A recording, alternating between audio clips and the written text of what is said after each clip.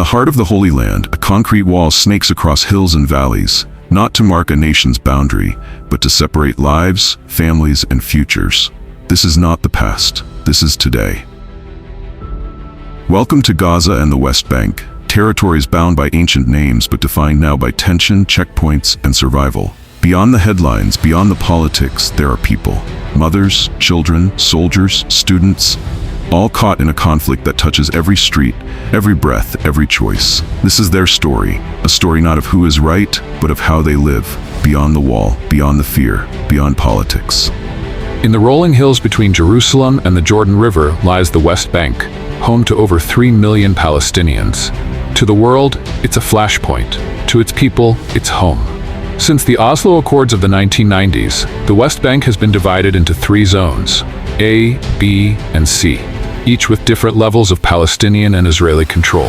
But for most residents, this patchwork of power means one thing: uncertainty.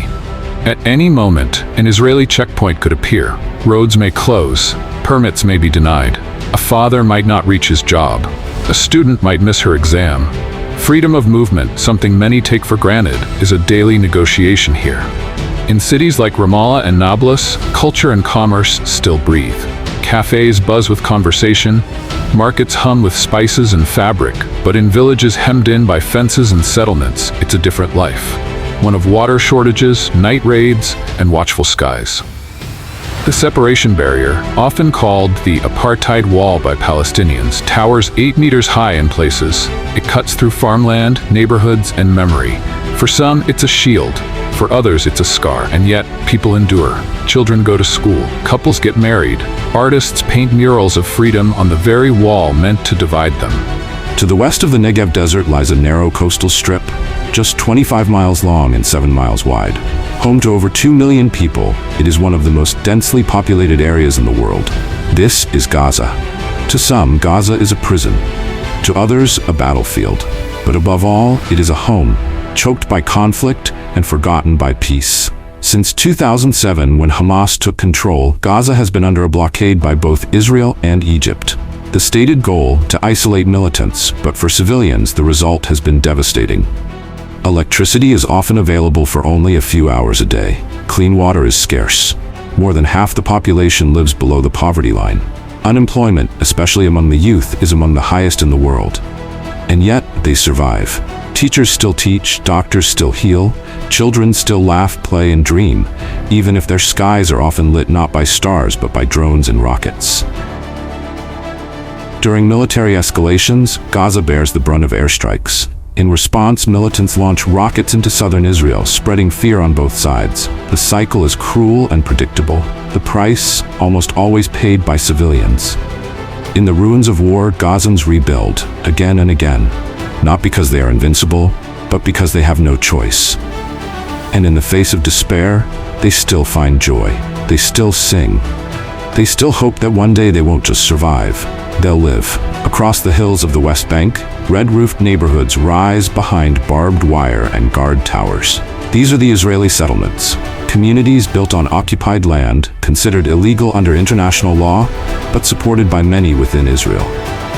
Since 1967, their numbers have grown, from a handful to over 700,000 settlers now living in the West Bank and East Jerusalem. To many Israelis, they are pioneers reclaiming their ancient homeland. To Palestinians, they are intruders, displacing families, dividing communities, and deepening resentment. With settlements come soldiers, checkpoints, restricted roads. A simple journey to school, to a hospital, to a farm can take hours or be denied altogether. What one side calls security, the other calls control. Clashes are common. Sometimes it's rocks, sometimes it's rubber bullets, sometimes it's worse. Each incident widens the gap, not just between villages and cities, but between hearts and histories. In Hebron, the division is stark. Streets where Palestinians once walked freely are now patrolled by Israeli troops, shops shuttered, doors welded shut, settlers and soldiers above, Palestinians below.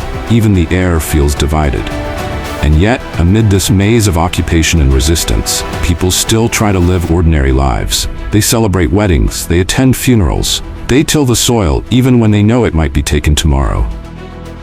But the wall remains. The soldiers remain, and the settlements keep growing. And with every acre claimed, the dream of peace becomes harder to see and even harder to touch. In the shadow of walls and checkpoints, there are voices the headlines rarely carry. Mothers, teachers, students, veterans, ordinary people who carry extraordinary burdens and sometimes extraordinary hope. In Tel Aviv, an Israeli father lights a candle every year for his daughter, killed in a suicide bombing. He doesn't seek revenge. He travels to Ramallah to speak with Palestinian parents who've lost children too. Together, they've formed the Parents' Circle, a group of bereaved families from both sides who refuse to let grief breed hatred. In the West Bank, a young Palestinian girl walks 2 miles to school every day, passing through an Israeli military checkpoint. She dreams of becoming a lawyer so she can defend others like herself. "We are not the conflict," she says. "We are the future." Near the border with Gaza, an Israeli farmer works his land with one eye on the sky. He fears rocket fire. But he also delivers food to Gazan families through underground aid networks, risking condemnation from his own neighbors. In Jerusalem, a Jewish rabbi and a Muslim sheikh co-host interfaith dialogues. They don't always agree, but they sit, they listen, they speak, because even conversation here is an act of courage. Not everyone can cross borders, but empathy can. And in the smallest acts, a shared prayer, a letter of apology, a handshake, we find the humanity too often lost in politics. These are not heroes, they are just people, tired of fear, tired of funerals, and tired of waiting for change. In Gaza, a boy flies a homemade kite, its string tangled with smoke rising from a nearby airstrike. In the West Bank, a mother needs bread as news of another eviction plays on the radio. In Tel Aviv, a young soldier finishes her shift, wondering if the world will ever know what she saw today. These are not stories from the past. They are happening now, and they will continue tomorrow and the day after, unless something changes. Politicians come and go, peace talks rise and fall, borders shift, walls grow higher, but the people remain, tired, scarred, yet still holding on. Some hold on to history, others to faith, and some to the hope that their children might grow up in a land where soldiers are not shadows and walls are not answers. The Israel-Palestine dilemma cannot be reduced to sound bites or slogans. It is not black and white. It is human, complicated, painful, real. And while the wall may stand for now, so too does the will of those who still believe in peace, in dignity, and in a shared tomorrow. This is not the end of the story. This is just one chapter, and as long as people live beyond the wall, there is still more to tell. If this story moved you, there's more to explore. Subscribe to Echoes of the Past for powerful documentaries that go beyond the headlines and deep into history. Hit the bell so you never miss a chapter. Thank you for watching.